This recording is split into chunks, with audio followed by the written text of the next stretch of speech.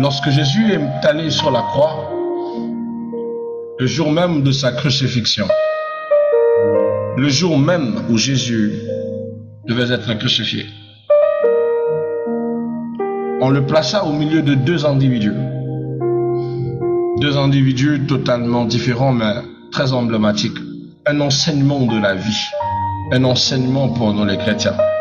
Parce que les deux individus représentent deux typologies de personnes. Mais ils nous représentent énormément. Dans l'évangile selon Luc, dans le livre de Luc chapitre 23 au verset 39 à 43, donc Luc 23, 39 à 43, on nous parle de cette petite anecdote de Jésus avec ses deux brigands sur la croix. La Bible dit, l'un des malfaiteurs crucifiés injuriait Jésus. Mais l'autre se reprenait. Puis il dit, Jésus, souviens-toi de moi. Jésus lui répondit, je te le dis en vérité, aujourd'hui tu seras avec moi dans le paradis. Jésus lui a promis le paradis à celui qui s'est repris et qui a dit à Jésus, souviens-toi de moi. Vous savez bien aimé, c'est une scène profonde. Trois croix, trois destins, mais tous subissant le même châtiment. Mais pas du tout trois personnes qui ont commis la même faute, la même erreur. Mais trois destins totalement différents. Sur le mont Calvaire, il n'y avait pas Jésus, il y avait trois choix. Il y avait au centre Jésus, c'est-à-dire celui qui sauve, à gauche un voleur perdu, à droite un voleur sauvé. Vous savez, cette scène résume toute l'humanité, deux attitudes face à un même sauveur. Nous avons le premier qui impose le rejet et l'orgueil. Elle ressemble à cette typologie de personnes qui entendent parler de Jésus, qui écoutent, qui connaissent sa réputation et qui choisissent délibérément de ne pas suivre le Seigneur. Je vous ai dit dernièrement, tout le monde ne peut pas être sauvé. Il y a des personnes qui, par libre arbitrage, feront le choix de ne pas suivre le Christ. Ça nous fait du mal de le voir perdu, oui. Mais il faut que vous arriviez à un seuil de maturité de comprendre que tout le monde ne peut pas être sauvé. Même avec toute la volonté, même avec tout l'amour, tout le monde ne peut pas être sauvé. Il y a ceux qui réuniront le Christ, et c'est prévu. Car ces personnes disent, lorsqu'ils voient Jésus, ils disent, sauve-toi toi-même. C'est toi qui te prénommes comme étant le sauveur des autres, mais maintenant tu es cloué sur la croix. Sauve-toi toi-même et sauve-nous. Ce voleur voit Jésus comme un simple moyen de secours. Il voit surtout Jésus-Christ comme étant un menteur qui se prénomme sauveur, mais qui est incapable de se sauver lui-même. Or, il ne pouvait pas comprendre que Jésus n'était pas là pour se sauver. Il était venu pour accomplir le châtiment divin. Il était là pour accomplir le prix de toute une liberté. Il ne pouvait pas compter, il ne pouvait pas savoir le nombre de fois que Dieu a épargné ou encore a mis la vie du Christ à l'abri. Si vous lisez la Bible, il existe un nombre incommensurable de fois où Jésus a failli être lapidé. Lorsqu'il a dit qu'il était fils de Dieu, il a failli être lapidé. Lorsqu'il a dit que c'est Dieu qui l'a envoyé, les Juifs ont voulu le lapider. Lorsqu'il a dit qu'avant qu'Abraham ne fût qu'il est, les Juifs ont voulu le lapider. Ça veut dire qu'il y avait tellement de préceptes et de raisons pour que Jésus soit lapidé. Mais il ne l'a jamais été. Mais quand l'heure est arrivée, et quand l'heure du châtiment est arrivée, Jésus n'a pu que se conformer parce que c'était un plan de Dieu, c'était un projet de Dieu, et que son sacrifice ne pouvait pas être vain. Mais pour ce voleur, lui ne le sait pas. Pour ce voleur, Jésus doit être un charlatan. Il représente toutes ces personnes qui ne croient pas en Jésus.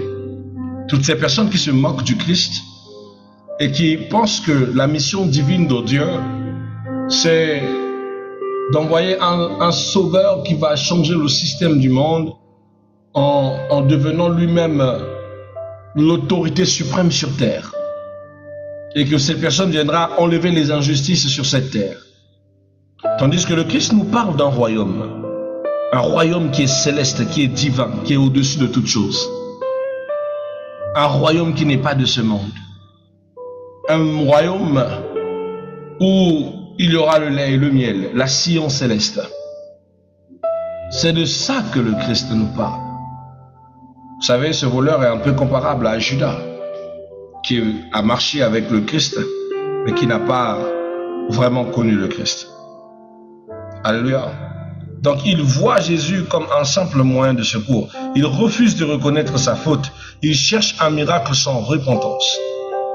Il représente les cœurs endurcis et ceux qui veulent Dieu sans transformation. Une foi opportuniste.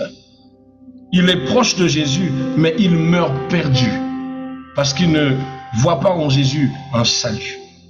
Tandis que, bien aimé, le deuxième voleur, celui-ci représente la repentance et la foi. Il dit à Jésus, nous, c'est la justice qui s'est abattue sur nous, mais lui, il n'a rien fait de mal. Il dit à cet ami voleur, nous, c'est la justice. Nous sommes là parce que nous avons volé. Nous sommes là parce que nous avons fait du mal. Nous sommes là parce que nous avions commis quelque chose de pas bien. Mais lui, qu'a-t-il fait? Ce voleur reconnaît ses péchés. Il reconnaît la justice de Dieu. Il reconnaît l'innocence de Jésus. Il fait une simple prière sincère. Il dit, lorsque tu t'élèveras dans les airs, souviens-toi de moi. Il ne demande pas, descends de la croix et délivre tout. Montre que tu es réellement un sauveur. Mais il dit, Seigneur, lorsque tu seras dans le ciel, souviens-toi de moi. Et ce jour-là, il a signé sa délivrance. Il a signé son changement. Parce qu'il s'est converti sincèrement sur la croix. Même s'il n'a pas été baptisé dans les eaux. Même s'il n'a pas été je ne sais comment. Mais le fait d'avoir manifesté un salut aussi profond l'a valu d'aller au paradis avec le Christ.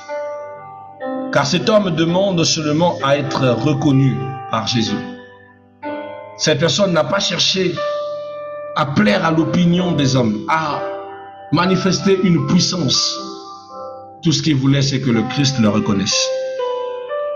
Ça me pousse à te poser aussi une question ce matin. Est-ce que le Christ te connaît? Est-ce que ton nom est inscrit dans le livre de vie? Est-ce que tu t'es rapproché de Jésus pour les bonnes raisons?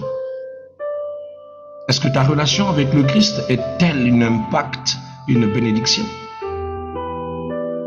Vous savez, la réponse de Jésus face à ce voleur est quelque chose qui va beaucoup me toucher. Il dit au voleur, il dit, aujourd'hui, tu seras avec moi dans le paradis. Pour les Juifs, c'est un blasphème. Comment lui peut-il décider de qui y entre et qui n'y entre pas? Or que les Juifs ne peuvent pas savoir que tout pouvoir leur a été donné sur terre comme dans le ciel. Ce que cela nous enseigne ce matin, ce que tout enseignement nous apporte ce matin, mes bien-aimés, c'est de comprendre que le salut est immédiat, pas progressif. Que ceux qui ont cru en Christ ont reçu un salut immédiat et non progressif. Et le salut est par la grâce, pas par les œuvres. Ce n'est pas parce que vous êtes meilleur, que vous priez beaucoup, que vous jeûnez beaucoup, que vous allez tous les jours à l'église, que vous participez à la construction de l'église, que vous êtes éligible pour le royaume. Le royaume est une affaire de foi, de dévotion. C'est surtout une affaire de consécration. C'est sa manière de s'être donné à Christ. Est-ce que tu t'es donné à Christ comme ce deuxième voleur qui voulait voir juste le Christ démontrer s'il était réellement enfant de Dieu? Ou te vois-tu comme l'autre voleur qui lui n'a pas demandé de démonstration, mais il lui a dit, souviens-toi de moi quand tu seras auprès du Père, et qui a reconnu que Jésus était innocent et qui ne méritait pas ce châtiment.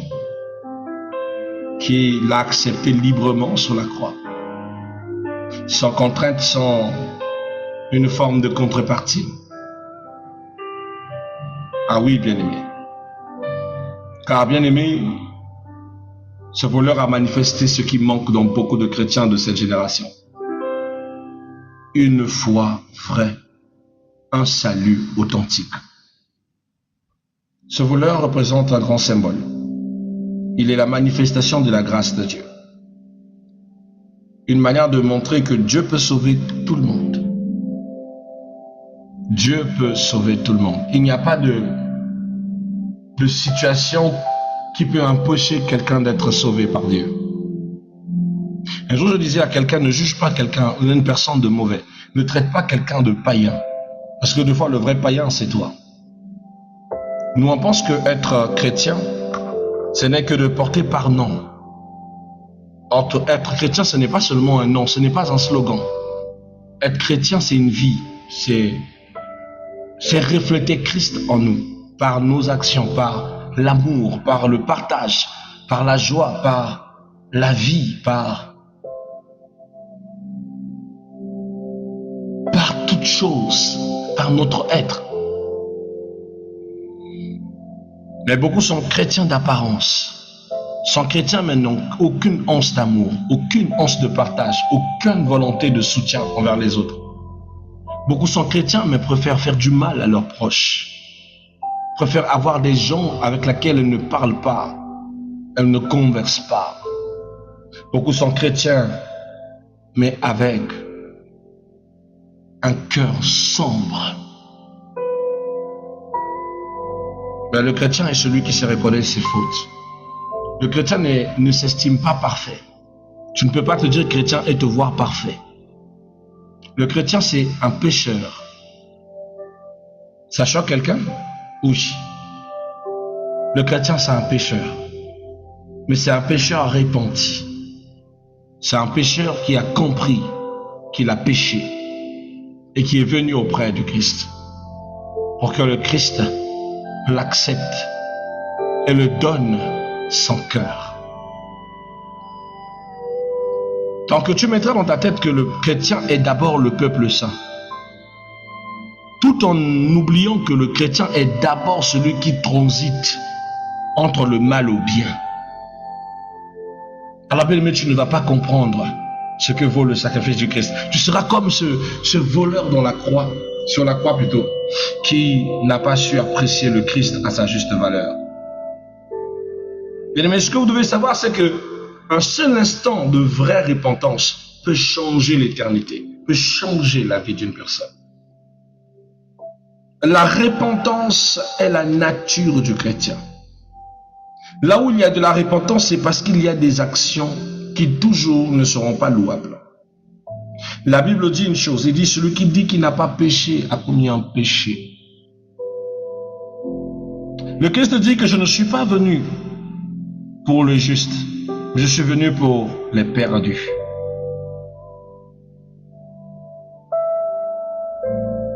Nous n'atteindrons pas la perfection par nous-mêmes, nous ne sommes pas parfaits.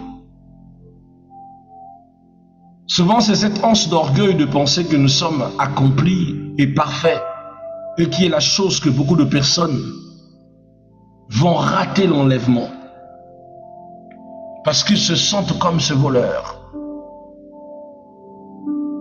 qui s'accroche à Christ, mais qui reste hypocrite.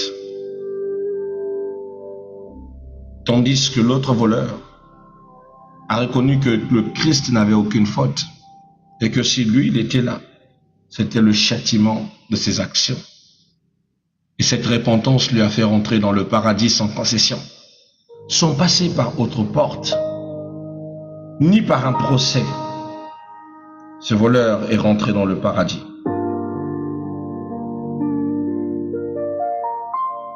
Est-ce qu'on peut revêtir une sincère repentance?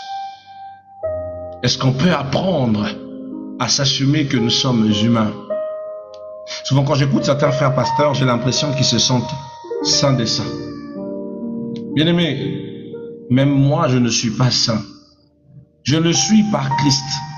C'est-à-dire si je suis saint, c'est sanctifié par Christ, pas par mes œuvres. pas du tout par mes œuvres, car je reste un humain. Je peux m'emporter, je peux me fâcher, je peux avoir des mots durs, des mots perçants, des mots cruels. Je peux même aussi me comporter comme certaines personnes. Mais la différence est que je sais que je suis pécheur. Et que si je ne sombre plus dans le mal que je faisais dans mon passé, c'est parce que j'ai accepté cette ancienne nature et le Christ m'a donné la nouvelle nature en Christ.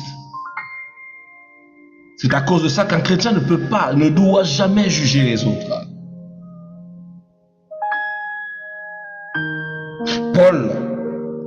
Paul avait la force de prêcher comme un lion. Paul parlait bien, mes bien-aimés.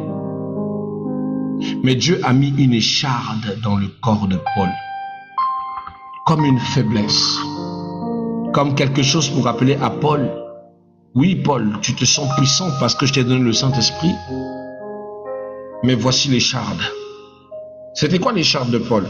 L'écharde de Paul, c'était quelque chose que Paul ne pouvait pas résister, un péché que Paul ne pouvait que commettre.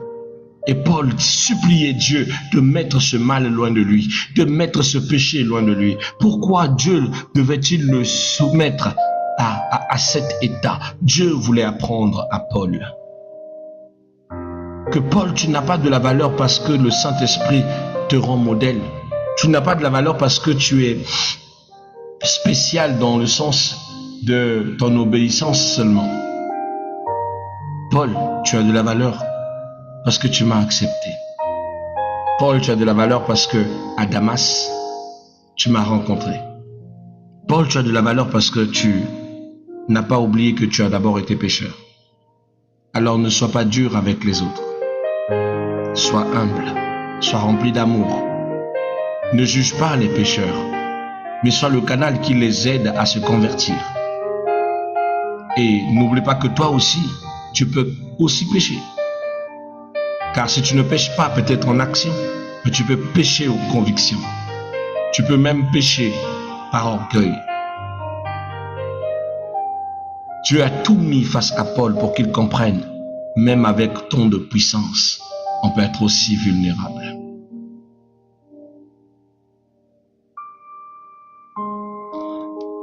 Peu importe les dimensions où vous trouvez et l'attitude de ce voleur, qui sait toujours reconnaître ses fautes à n'importe quel moment. Ne cherchez pas à être spécialement spécial. Vous l'êtes déjà aux yeux de Dieu. Ne cherchez pas à prouver ce que vous n'êtes pas. Laissez l'amour de Christ vous aider à être ce qu'il veut que vous devenez. Ne jugez pas ceux qui sont tombés. Vous aussi, il arrivera que vous tombiez. Ou il arrive même déjà que vous tombiez. C'est parce que les autres n'ont pas vu. C'est parce qu'il n'y a pas de vidéo sur vous. Ayez l'humilité parce que ce que nous avons tous en commun, c'est le Christ. Et tous, nous militons pour la gloire à venir. Ne jugez point, dit le Seigneur, afin que vous ne soyez vous-même pas jugés. Voilà un autre enseignement que j'aimerais bien partager prochainement. Pour que vous compreniez que beaucoup de personnes perdent en grâce en voulant se prendre pour des saints, se prendre pour les spéciales, sans oublier ce que c'est que la vraie sainteté. Bien aimé, la sainteté dans la grâce n'est pas la sainteté que vous produisez par vous-même.